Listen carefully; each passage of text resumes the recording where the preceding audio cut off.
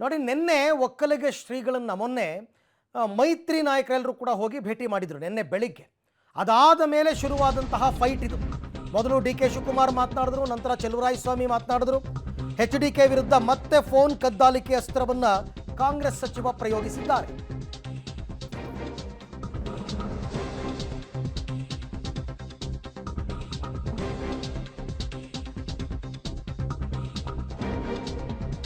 ಒಕ್ಕಲಿಗ ಶ್ರೀಗಳನ್ನ ಮೈತ್ರಿ ನಾಯಕರು ನಿನ್ನೆ ಭೇಟಿ ಮಾಡಿದ ಬೆನ್ನಲ್ಲೇ ಈ ಫೈಟ್ ಜೋರಾಗಿದೆ. ಎಚ್ ಡಿ ಕೆ ವಿರುದ್ಧ ಮತ್ತೆ ಫೋನ್ ಕದ್ದಾಲಿಕೆ ಅಸ್ತ್ರ ಪ್ರಯೋಗ ಮಾಡಿದ್ದಾರೆ ಕಾಂಗ್ರೆಸ್ ಸಚಿವ. ನಿರ್ಮಲಾನಂದ ಶ್ರೀಗಳ ಹೆಸರನ್ನ ಸ್ಮಗ್ಲರ್ಗಳ ಫೋನ್ ನಂಬರ್ ಪಟ್ಟಿಗೆ ಸೇರಿಸಿ ಕದ್ದಾಲಿಕೆ ಮಾಡಿದ್ರು ಅಂತ ಆರೋಪ.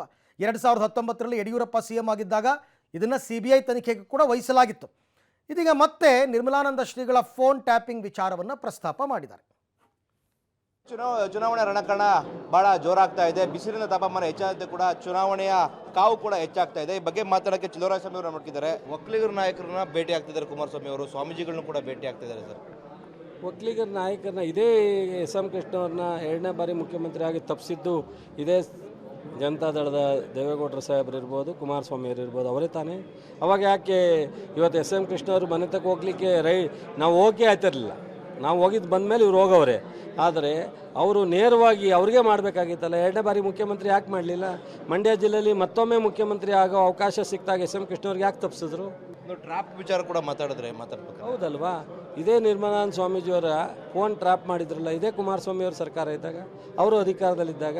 ಈಗ ಹೆಂಗೆ ಅವ್ರ ಹತ್ರ ಹೋಗಿ ಆಶೀರ್ವಾದ ಕೇಳ್ತಾರೆ? ಈಗ ಮಠಕ್ಕೆ JSS ಮಠ ಇರ್ಬೋದು, ಸಿದ್ಧಗಂಗೆ ಇರ್ಬೋದು, ಚುಂಚನಗಿರಿ ಇರ್ಬೋದು, ನಾವು ಹೋಗಿದ್ದೀವಿ, ಅವರು ಹೋಗ್ತಾರೆ. ಅದು ಸರ್ವೇ ಸಾಮಾನ್ಯ. ಮಠಕ್ಕೆ ಹೋಗ್ತಕ್ಕಂಥದ್ದು ಅಭ್ಯರ್ಥಿಗಳು, ಪಕ್ಷದ ನಾಯಕರು. ಬಟ್ ಆದರೆ ಇವರು ಫೋನ್ ಟ್ರ್ಯಾಪ್ ಮಾಡಿದ್ದಾರೆ. ನಾವು ಆಶೀರ್ವಾದ ಕೇಳ್ತೀವಿ. ಅವರೇನು ಯಾರಿಗೂ ಕ್ಯಾನ್ವಸ್ ಮಾಡಲಿಕ್ಕಾಗಲ್ಲ. ಸ್ವಾಮೀಜಿಯವರು ಎಲ್ರಿಗೂ ಗೊತ್ತಿರೋ ವಿಚಾರ. ಅವರು ಎಲ್ಲ ಒಕ್ಕಲಿಗ ಸಮಾಜಕ್ಕೆ ಮಠ ಆದ್ರೂ ಈ ರಾಜ್ಯದಲ್ಲಿ ಅತ್ಯಂತ ಜಾತ್ಯತೀತ ಮಠ ಅಂದರೆ ಅದು ಚುಂಚನಗಿರಿ ಮಠ. ಎಲ್ಲ ಜಾತಿಯನ್ನು ಪ್ರೀತಿಸ್ತವರು, ಬೆಳೆಸ್ತವರು ನಮ್ಮ ಆದಿ ಚುಂಚನಗಿರಿ ಬಾಲಗಂಗಾಧರ ಸ್ವಾಮಿ. ಬಾಲಗಂಗಾಧರ ಸ್ವಾಮೀಜಿಗೆ ಎಷ್ಟು ಕಿರುಕುಳ ಕೊಟ್ಟರು? ಅಂದರೆ ಸಂದರ್ಭಾನುಸಾರವಾಗಿ ಮಠಗಳನ್ನ ಬಳಸ್ಕೋತಾ ಇದ್ದಾರೆ ಅಂತ ಹೇಳಿದ್ರೆ. ಚುನಾವಣೆ ಈ ಟೈಮ್ನಲ್ಲಿ ಅಭ್ಯರ್ಥಿ ಆಗಿದ್ದಾರೆ, ಹೋಗ್ತಾ ಇದ್ದಾರೆ. ಇಷ್ಟು ಚೆಲುವರಾಯಸ್ವಾಮಿ ಅವರ ಮಾತಾಗಿರೋದು. ಕ್ಯಾಮ್ರಾ ಪರ್ಸನ್ ವಿನೋದ್ ಜೊತೆ ರೋಹಿತ್ ದೇವರಹಳ್ಳಿ, ಪಬ್ಲಿಕ್ ಟಿವಿ, ಮಂಡ್ಯ. ಯಾರು ಸತ್ಯನ ಮುಚ್ಚಕ್ಕಾಗಲ್ವಲ್ಲ. ಆಗ ದೇವೇಗೌಡರು ಏನು ಹೇಳಿದ್ರು, ಅವ್ರ ಮೇಲೆ ಏನು ಹೇಳಿದ್ರು, ಯಡಿಯೂರಪ್ಪನವರು ಕುಮಾರಸ್ವಾಮಿ ಮೇಲೆ, ದೇವೇಗೌಡರ ಮೇಲೆ ಏನು ಹೇಳಿದ್ರು ನನಗೆ ಅಸೆಂಬ್ಲಿಲಿ. ಯಾರು ಸತ್ಯನ ಮುಚ್ಚಕ್ಕಾಗಲ್ವಲ್ಲ. ಆಗ ದೇವೇಗೌಡರು ಏನು ಹೇಳಿದ್ರು, ಅವ್ರ ಮೇಲೆ ಏನು ಹೇಳಿದ್ರು, ಯಡಿಯೂರಪ್ಪನವರು ಕುಮಾರಸ್ವಾಮಿ ಮೇಲೆ, ದೇವೇಗೌಡರ ಮೇಲೆ ಏನು ಹೇಳಿದ್ರು ನನಗೆ ಅಸೆಂಬ್ಲಿಲಿ. ಅವೆಲ್ಲ ಏನು ಯಾವುದನ್ನು ಮುಚ್ಚಿಡೋಕ್ಕಾಗಲ್ವಲ್ಲ.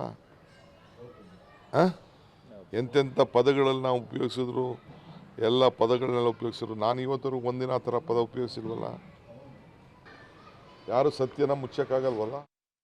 ಓಕೆ, ಈ ಬಗ್ಗೆ ಮತ್ತಷ್ಟು ಮಾಹಿತಿ ನನ್ನ ಕೊಲೀಗ್ ರವೀಶ್ ಅವರಿಂದ ಪಡ್ಕೊಳ್ಳೋಣ. ರವೀಶ್, ಒಕ್ಕಲಿಗ ನಾಯಕತ್ವದ ಪಟ್ಟ ಮತ್ತು ಒಕ್ಕಲಿಗ ಮತ ವಿಭಜನೆ, ಈ ಎರಡು ವಿಚಾರಕ್ಕೋಸ್ಕರ ಮಠವನ್ನು ರಾಜಕೀಯಕ್ಕೆ ಎಳೆದು ತಂದಿರತಕ್ಕಂಥದ್ದು ಎಷ್ಟರ ಮಟ್ಟಿಗೆ ಸರಿ? ಒಂದು. ಎರಡನೇದು, ಮಠದ ಭಕ್ತರ ಮನಸ್ಸಿನಲ್ಲಿ ಇದು ಯಾವ ರೀತಿ ಪರಿಣಾಮ ಬೀರುತ್ತೆ ಅಂತ? ಅರವಿಂದ್, ಖಂಡಿತವಾಗಿ ಕೂಡ ಮಠದ ಅಂಗಳದಲ್ಲಿ ರಾಜಕಾರಣವನ್ನು ಯಾವ ಸಂದರ್ಭದಲ್ಲಿ ಯಾರು ಹೇಗೆ ಮಾಡಿದ್ರು ಅನ್ನೋದನ್ನು ಆಯಾ ಸಮುದಾಯದ ಜನರು ಕೂಡ ಚೆನ್ನಾಗಿ ಅರ್ಥಕೊಂಡಿದ್ದಾರೆ. ಯಾಕೆಂದರೆ ದಡ್ರಲ್ಲ. ಯಾಕೆಂದರೆ ಡಿ ಕೆ ಶಿವಕುಮಾರ್ ಹೇಳ್ದಂಗೆ ರೀತಿಯೂ ದಡ್ರಲ್ಲ, ಕುಮಾರಸ್ವಾಮಿ ಅವರು ಹೇಳೋ ರೀತಿಯೂ ಕೂಡ ದಡ್ರಲ್ಲ. ಅಂದರೆ ಇದನ್ನು ಲೋಕಸಭೆ ಚುನಾವಣೆಯ ಹೊತ್ತಲ್ಲೇ ಈ ಒಂದು ರೀತಿಯಲ್ಲಿ ಇದನ್ನು ಎಳೆತರ್ತಾ ಇರತಕ್ಕಂಥದ್ದು ಏಕೆ ಅನ್ನೋದ್ರ ಬಗ್ಗೆ ಕೂಡ ಸಾಕಷ್ಟು ಚರ್ಚೆಗಳಾಗ್ತಾ ಇದೆ. ಅದು ಡಿ ಕೆ ಶಿವಕುಮಾರ್ ಆಗಿರ್ಬೋದು, ಮತ್ತು ಕುಮಾರಸ್ವಾಮಿಯವರಾಗಿರ್ಬೋದು, ಮತ್ತು BJP ನಾಯಕರುಗಳಾಗಿರ್ಬೋದು. ಆದರೆ ಒಂದಂತೂ ಸತ್ಯ, ಎಲ್ಲೋ ಒಂದು ಕಡೆ ಈ ಒಂದು ಸ್ವಾಮೀಜಿಯವ್ರನ್ನ ಭೇಟಿ ಮಾಡಿ ಆಶೀರ್ವಾದ ಪಡ್ತಾ ಇರ್ತಕ್ಕಂಥದ್ದೇ ಒಂದು ರೀತಿಯಲ್ಲಿ ದೊಡ್ಡ ಇಶ್ಯೂವನ್ನಾಗಿ ಮಾಡಿಕೊಂಡು ಇದನ್ನು ಮತ ವಿಭಜನೆಗೆ ಕೈ ಹಾಕಿರ್ತಕ್ಕಂಥವ್ರು ಯಾರು ಅನ್ನೋದ್ರ ಬಗ್ಗೆ ಕೂಡ ಸಾಕಷ್ಟು ದೊಡ್ಡ ಮಟ್ಟದಲ್ಲೇ ಚರ್ಚೆ ಆಗ್ತಾ ಇದೆ. ಹಾಗಾಗಿಯೇ ಎಲ್ಲೋ ಒಂದು ಕಡೆ ಡಿ ಕೆ ಶಿವಕುಮಾರ್ ಕೊಟ್ಟಂಥ ಒಂದು ಹೇಳಿಕೆ ಏನಿದೆ, ಆ ಹೇಳಿಕೆಯ ಮೂಲಕ ಕುಮಾರಸ್ವಾಮಿಯವರು ಮತ್ತು BJP ನಾಯಕರಂತ ಕೊಟ್ಟಂಥ ಹೇಳಿಕೆಯನ್ನು ಕೂಡ ತಾಳೆ ಹಾಕಿ ಬೇರೆ ಬೇರೆ ರೀತಿಯ ಚರ್ಚೆಗಳನ್ನು ಶುರು ಮಾಡಿದ್ದಾರೆ. ಈಗ ಅದು ಯಾವ ಮಟ್ಟಕ್ಕೂ ತಲುಪಿದೆ ಅಂದರೆ, ಫೋನ್ ಕದ್ದಾಲಿಕೆ ಆರೋಪ ಇದೇನು ಹೊಸದೇನಲ್ಲ. ಕುಮಾರಸ್ವಾಮಿ ಅವರ ವಿರುದ್ಧ 2019 ಸಂದರ್ಭದಲ್ಲೂ ಕೂಡ ಇದೇ ಆರೋಪವನ್ನ ಮಾಡಿದ್ರು. ಆಗ್ಲೂ ಕೂಡ ದೊಡ್ಡ ಮಟ್ಟದಲ್ಲಿ ಸುದ್ದಿಯಾಗಿತ್ತು. ಯಡಿಯೂರಪ್ಪನವರು ಅಧಿಕಾರಕ್ಕೆ ಬಂದಂತ ಸಂದರ್ಭದಲ್ಲೇ ಆಗಸ್ಟ್ನಲ್ಲಿ ಫೋನ್ ಕದ್ದಾಲಿಕೆ ಆರೋಪವನ್ನ CBIಗೆ ವಹಿಸಿ ವರ್ಗಾಯಿಸಿ ಆ ಒಂದು ಪ್ರಕರಣವನ್ನು ಕೂಡ ಕೊಟ್ಟಿದ್ರು. ಈ ಸಂದರ್ಭದಲ್ಲಿ ಬೇರೆ ಬೇರೆಯವರ ಹೆಸರಿನಲ್ಲಿ ಎಲ್ಲೋ ಒಂದ್ ಕಡೆ ಅವತ್ತಿನ ಸರ್ಕಾರವನ್ನು ಉಳಿಸ್ಕೊಳ್ಳೋದಕ್ಕೋಸ್ಕರ ಕದ್ದಾಲಿಕೆಯನ್ನ ಮಾಡಿದ್ರು. ಪೊಲೀಸ್ ಅಧಿಕಾರಿಗಳು, ಬೇರೆ ಬೇರೆ IAS ಅಧಿಕಾರಿಗಳು, ಮಠಮಾನ್ಯಗಳು ಇವರ ಫೋನನ್ನ ಬೇರೆ ಬೇರೆ ರೀತಿಯ ಈ ವರ್ಗಗಳ ಒಂದು ಹೆಸರಿನಲ್ಲಿ ಒಂದು ರೀತಿಯಲ್ಲಿ ಟ್ಯಾಪ್ ಮಾಡಿದ್ರು ಅನ್ನೋದ್ರ ಬಗ್ಗೆ ಕೂಡ ಅವತ್ತಿನ ಮಟ್ಟಿಗೆ ಸುದ್ದಿಯಾಗಿತ್ತು. ಅದಕ್ಕೆ ಕುಮಾರಸ್ವಾಮಿ ಅವರು ವಿಷಾದವನ್ನು ಕೂಡ ವ್ಯಕ್ತಪಡಿಸಿದ್ರು. ಆ ರೀತಿ ಮಾಡಿಲ್ಲ ಅನ್ನೋ ಮಾತುಗಳನ್ನು ಕೂಡ ಹೇಳ್ತಾ ಇದ್ರು. ಆದರೆ ಈಗ ಮತ್ತೆ ತಂದಿರತಕ್ಕಂಥ ಹಿನ್ನೆಲೆಯಲ್ಲಿ ಹಳೆ ಮೈಸೂರು ಭಾಗವೇ ಇಬ್ಬರಿಗೂ ಕೂಡ ಟಾರ್ಗೆಟ್ ಆಗಿರ್ತಕ್ಕಂಥದ್ದು. ಯಾಕೆಂದ್ರೆ ಮೈತ್ರಿ ಅನ್ನೋದು ಎಲ್ಲೋ ಒಂದ್ ಕಡೆ ಅಷ್ಟು ಕಳೆದ ಬಾರಿಗಿಂತ ಸುಲಭವಾಗಿರ್ತಕ್ಕಂಥದ್ದೇನಲ್ಲ. ಯಾಕೆಂದ್ರೆ ಕಳೆದ ಬಾರಿ ವಿಧಾನಸಭಾ ಚುನಾವಣೆಯ ಸಂದರ್ಭದಲ್ಲಿ 15ಕ್ಕೂ ಹೆಚ್ಚು ಕ್ಷೇತ್ರಗಳಲ್ಲಿ BJP JDS ನ ಮಲಗಿಸ್ಬಿಟ್ಟಿತ್ತು.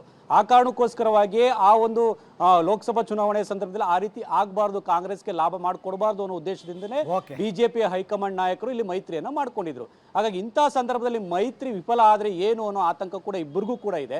ಮೈತ್ರಿ ಸಕ್ಸಸ್ ಆದ್ರೆ ಏನೋ ಆತಂಕವೂ ಕೂಡ ಕಾಂಗ್ರೆಸ್ ನಾಯಕರಿಗಿದೆ. ಆ ಕಾರಣಕ್ಕೋಸ್ಕರವಾಗಿ ಮಠದ ಅಂಗಳಕ್ಕೆ ಈ ರಾಜಕೀಯನ ತೆಗೆದುಕೊಂಡು ಬಂದು ಇಬ್ರು ಕೂಡ ರಾಡಿ ಮಾಡ್ಕೊಳ್ತಾ ಇದ್ದಾರೆ.